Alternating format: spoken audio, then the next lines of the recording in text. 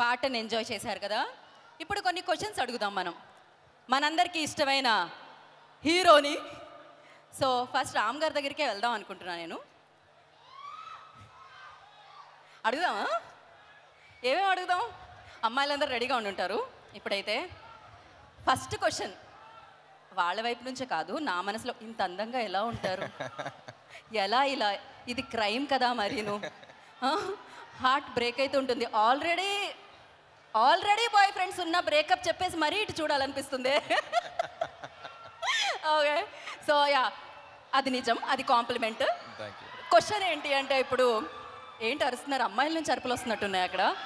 Question ఏంటంటే, ఉస్తాద్ ఇస్మార్ట్ శంకర్ మాకు తెలుసు, కానీ డబుల్ ఇస్మార్ట్ ఎలా ఉండబోతున్నాడు? ఏదైనా కనిపించినట్టు చెప్పి చెప్పనట్టు అలా ఒక హింట్ ఏమన్నా ఇస్తారని.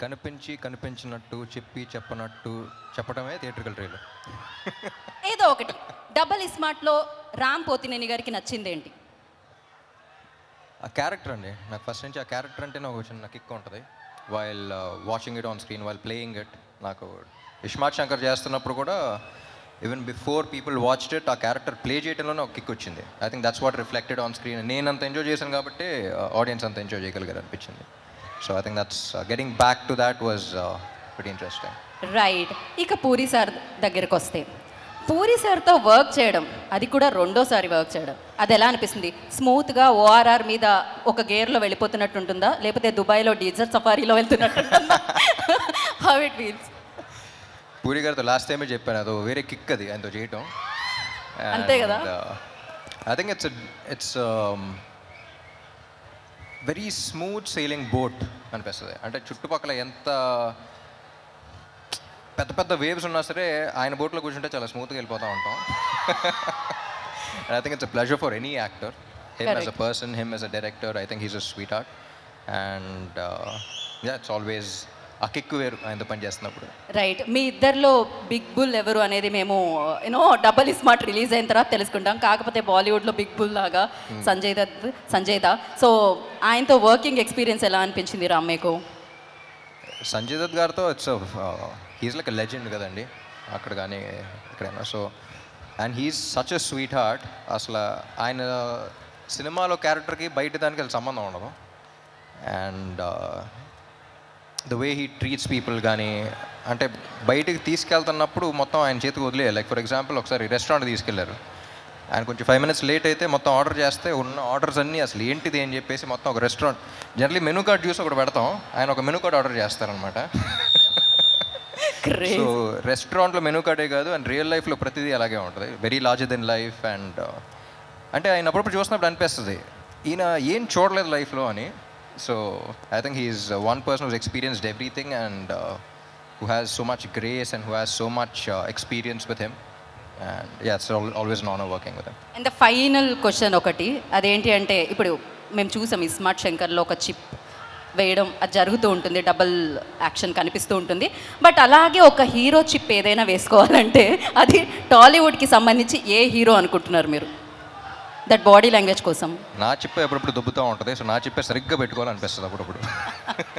That's crazy. పడిపోయిందా అనిపిస్తూ ఉంటుంది, నా చిప్పే పెట్టుకోవాలి. బట్ లేదు, మీరు పర్ఫెక్ట్. అసలు ఆ మెమరీ కానీ ఆ క్లారిటీ కానీ అసలు ఎవ్రీథింగ్ పర్ఫెక్ట్. ఏం చెప్తాం చెప్పండి.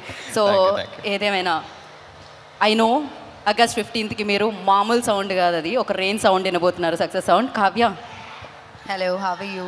ఇంత అందమైన అబ్బాయితో ఎప్పుడైనా డైలాగ్ చెప్పేటప్పుడు డైలాగ్ మర్చిపోవడం జరిగిందా? సో ఏమయ్యింది? Okay, so he's most handsome గా, working experience with him.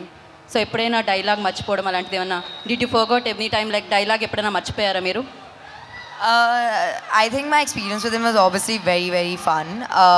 I didn't forget a dialogue, but we used to laugh a lot on set, like crack a lot of jokes and stuff like that. So I think we wasted time on that only. We just like simply talking and laughing around, but I don't think I forgot any dialogues as such. But yeah, he's very fun to work with and very easygoing. And okay, I had a blast. This whole thing like positive ga veltundi kada, memers ki emi content dorukatledu. Would you like to tell us something, naughty thing about Ram? ఏదైనా ఉందా? I don't know any naughty thing about okay him. He's very calm and cool. Very calm, cool, nice, fun, jokey. Okay Yeah. ఇప్పుడు మనం very naughty person దగ్గరికి వెళ్దాము. Most naughtiest person. అక్కడ వేదిక మీద అడిగాను క్వశ్చన్ ఆల్రెడీ. కంఫర్టబుల్గా ఉందా అండి కాస్ట్యూమ్? నాకా చాలా కంఫర్ట్గా ఉంది. Okay okay. సో పూరి గారితో మీరు చాలా సినిమాలు వర్క్ చేయడం జరిగింది, డిఫరెంట్ క్యారెక్టర్స్ చేశారు. బట్ ఈ సినిమాలో ఏంటి ఆ యూనిక్ రోల్? ఎలా? టీచర్ చూసాం కదా, ఎలా ఉంది? అదిరిపోయింది. దాని గురించి మామూలుగా ఏం లేదు. చెప్తాం? ట్రైలర్ అదిరిపోయింది. యా. సో ఆగస్టు 15వ తారీఖున థియేటర్లో మనకి డబుల్ స్మార్ట్ ఏంటనేది తెలుస్తుంది. రైట్, ఇంక వెళ్ళిపోదాం వేదిక. సినిమా బోలేగా, సినిమా మైనే బోలేగా, సినిమా బోలేగా. బోలేగా బోలేగా